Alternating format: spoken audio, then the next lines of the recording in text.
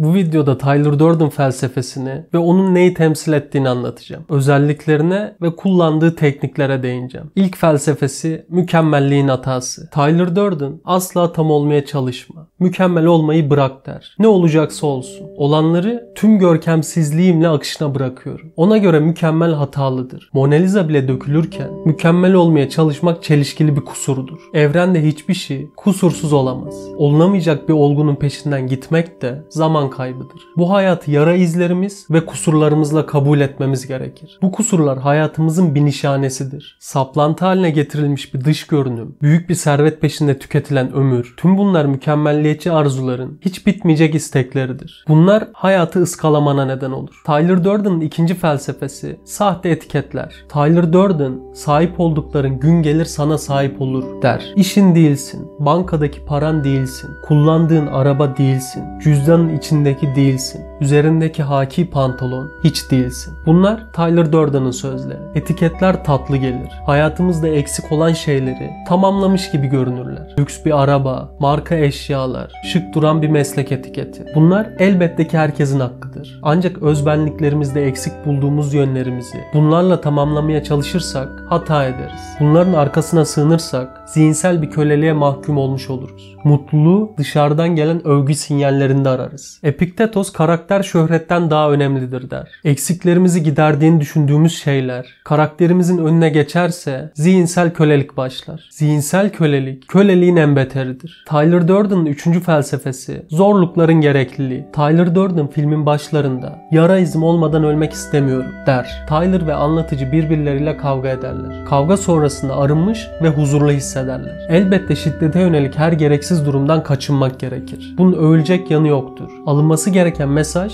zorlu süreçlerin kişiye kattığı değerle ilgilidir. Hayat engebelerle doludur. Bunlar kişinin acı eşiğini yükseltir. Acı eşiği ne kadar yükselirse hayata karşı direnç gücün de o kadar artacaktır. Körpelikten durdurulamaz bir savaşçıya evrimleşme sürecini hızlandıracaktır. Hayatındaki en minimal durumlarda bile rekabetten kaçınmamaya çalış. Bu arkadaşlarınla yapacağın kitap okuma challenge olabilir. Hazırlaman gereken bir sunum olabilir. Ya da seni rekabete atacak herhangi bir eylem. Ben yapamam, edemem deme. Sana değer katacak işlere adım atmaktan korkma. Ancak unutma, ince çizgi sana değer katacak işler olmasıdır. Aksi halde her yavan olaya girişmek, bize faydası olmayan kuru rekabetlere atılmak ahmaklık olur. Sana fayda sağlayacak muharebelerden geri durma. Ne zaman kabuğuna çekilsen zorlukların gerekliliği felsefesini aklına getir. Tyler Durden dövüş kulübünün kurucusudur. Peki Tyler'ın temsil ettiği dövüş kulübü nedir? Dövüş kulübü nedir? Dövüş kulübü kazanmak ya da kaybetmekle ilgili değildi. Kelimelerin bir önemi yoktu. Kilise ayinlerinde bağırarak kendinden geçenlerden farklı değiliz. Dövüş bittiğinde hiçbir sorun çözülmüş olmazdı. Ama hiçbir şeyin de önemi kalmıyordu. Sanki günahlarımızdan arınmış gibiydik. Dövüş kulübünün ilk iki kuralı onun hakkında konuşmamaktır. Ve dövüş kulübünde ilk gecenizse dövüşmek zorundasınız. Bugün dünya görkemli ve şatafatlı. İki savaşçı gibi binip atımıza, açılalım doğanın koynuna. Tyler Durden'ın dördüncü felsefesi doğasal yaşam, stoacı felsefe. Anlatıcı evine, işine, eşyalarına bağımlı haldeydi. Tyler Durden anlatıcının evini havaya uçurdu. Sonrasında da terk edilmiş, döküntü bir konağa yerleşti. Bu harabe konak doğasal yaşamı temsil etmektedir. Doğasal yaşam stoacı felsefenin temelini oluşturur. Tyler Durden'a göre insan doğanın davrandığı gibi davranmalı ve doğaya asla karşı koymamalıdır. Stoacı felsefenin kurucusu Zenon, en doğru seçimi yapan, en ölçülü olan ve en adaletli üleştirici olan şey doğadır der. Buna Zenon'un 4 ana erdemi adı verilir ve sıralaması şöyledir. Doğruyu seçme, sabırla katlanma, ölçülü olma, adaletli olma. Bunlar aynı zamanda doğanın ölçütleridir. Mutluluğun anahtarı da bu ölçülere uygun yaşamaktır. Tyler Durden film boyunca stoacı felsefeyi benimsemiştir. Doğaya uymayan günlük yaşam normlarını reddetmiştir. Elbette bu sefil bir yaşam sürmek anlamına gelmemelidir. Bu felsefe eşyalara, bir eve ve mesleğe olan bağımlılıkla ilgilidir. En nihayetinde özgürlüğümüzü kısıtlayan her şey doğasal yaşama aykırıdır. Elbette ki stoacı felsefe sürekli kendini geliştirmektir. Günümüzde dağ ve orman hayatı pek tercih edilebilir değildir. Bu dünya bireyi olmakla ilgilidir. Bir eve, şehre ve ülkeye bağlı olmadan yaşamayı temsil eder. Tyler Durden evi yakarak buna vurgu yapmıştır. İyi bir işe sahip olmak, güzel bir evde yaşamak ve para kazanmak hepimizin hakkıdır. Aksini iddia edip yoksulluk güzellemesi yapmak yanlıştır. Ancak tüm olgulara kene gibi tutunmak da yanlıştır. Böyle düşünen kişi sürekli kaybetme korkusuyla yaşar. Hayattan keyif alamaz alamaz, huzuru yakalayamaz. Tyler Durden'ın 5. felsefesi ölümün gerekliliği. Tyler pes et ve bir gün öleceğini kabul et der. Marlo'nun hayat felsefesi ölmeye her an hazır oluşu. Marlo'nun hayatındaki trajedi ise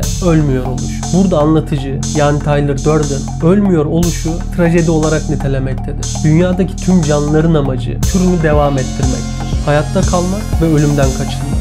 İnsanlar da türünü devam ettirebilmek için birçok savunma mekanizması geliştirmiştir. Eski atalarımız avcı ve toplayıcı zamanlarında sürekli çatışma halindeydi. Yırtıcı ve vahşi hayvanlara karşı hayatta kalma içgüdüleri sürekli hareket halindeydi. Sürekli tetikte olmak, türümüzün genetiklerine kaygı, endişe ve korkunun yapışmasına neden oldu. Günümüzde artık böyle çatışmalar yaşamasak da geçmişimizden gelen ölüm kaygısı hala peşimizde. Eski filozofların buna çözümü evlerin mezarlıkların karşısına inşa etmekti. Bu durum onların sürekli ölümü hatırlamasını sağlıyordu.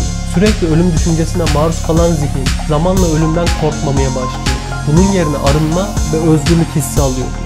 Günlük hayatta en azından haftada bir kez, Tyler'ın da dediği gibi bir gün öleceğimizi hatırlamak kişinin bu kaygısını azaltacaktır. Birçok ufak probleminin ne kadar ufak olduğunu anlamasını sağlayacaktır. Kendimi iyi hissetmek için bir cenaze evinde çalışıyordum. Sırf nefes alıp vermekte oluşuma sevinmek için. Fight Club sayfa 39. Tyler Durden'ın 6. felsefesi gösterişten uzak disiplin anlayışı. Güzel ve emsalsiz bir kar tanesi değilsin. Herkes gibi sen de o çürüyen organik maddeden yapılmasın. Tyler Durden kulüp üyelerini uzaya fırlatılmaya hazır maymunlar olarak görüyor. Gösterişten uzak, 3 numara tıraş, kısa tırnaklar, tek tip üniforma. Askeriyede 365 gün boyunca bilfiil sabah 5.30'da kalkar, yatağını düzeltir, tıraş olur ve içtimaya katılırsın. Askerliğini bitirdikten sonra da bu disiplin etkisinden kurtulman mümkün olmaz. Ömrünün sonuna kadar tertip, düzen konularına dikkat edersin. Bu tür disiplin kuralları kişinin sadece yapacağı işe odaklanmasını sağlar. Dünyada belli başlı yerlere gelmiş birçok kişi de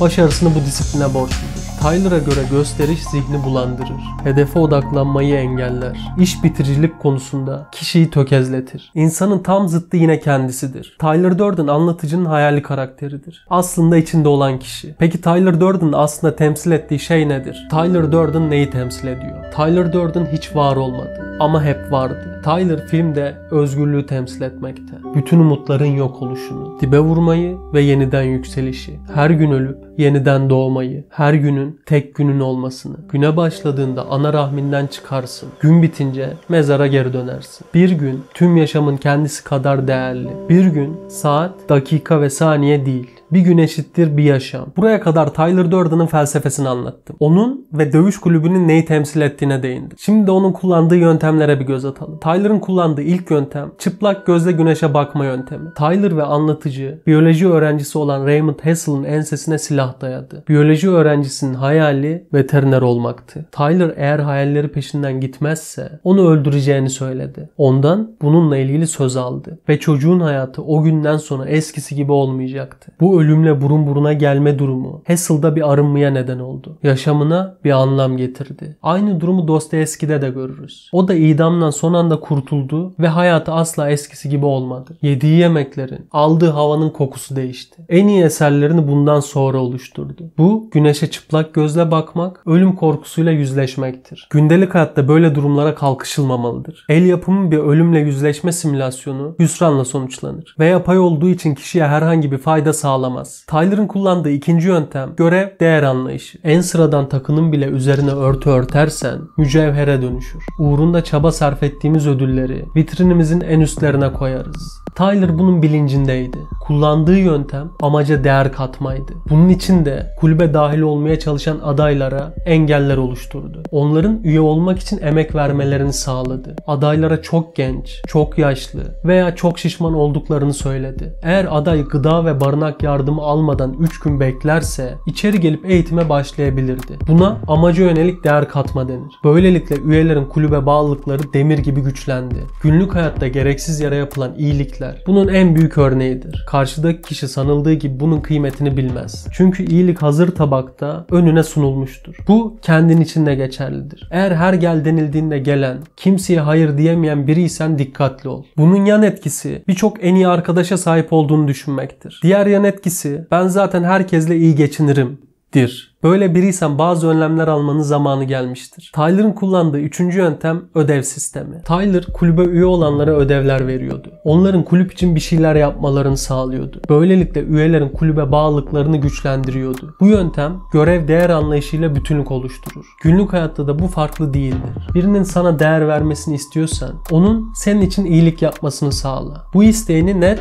ama ince bir dille iste. Bu çok kullanımlık bir teknik değildir. Aşırıya kaçmak seni kaprisli biri gibi gösterecektir. O nedenle uzun ve aralıklı periyotlarla denenebilecek bir tekniktir. Bu videoda Tyler Durden'ın yaşam felsefesini anlattım. Özelliklerine ve kullandığı yöntemlere değindim. İncelenmesini istediğin karakterleri yorumlara yazmayı unutma. Ayrıca bu videonun linkini arkadaşlarınla paylaşarak böyle videoların devamını gelmesini sağlayabilirsin. Beni izlediğin için teşekkür ederim. Kendine iyi bak.